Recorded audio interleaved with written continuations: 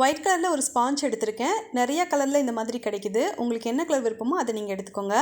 இப்போது ஒரு பேப்பரில் டெடி பியரோட அவுட்லைன் மட்டும் வரைஞ்சிட்டு அதை கட் பண்ணி எடுத்துட்டு ஏற்கனவே எடுத்து வச்சுருந்த ஸ்பாஞ்ச் மேலே வச்சுட்டு நான் கரெக்டாக மெஷர் பண்ணி கட் பண்ணிக்கிறேன்.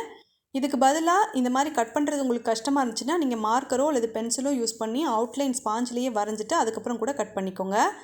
இப்போது இந்த மாதிரி கட் பண்ணி முடித்ததுக்கப்புறம் இது சில இடங்களில் கொஞ்சம் அன்ஈவனாக இருக்கும். அந்த நேரத்தில் நீங்கள் சிசர் யூஸ் பண்ணி எக்ஸஸாக இருக்கிறதெல்லாம் கட் பண்ணி விட்டுருங்க.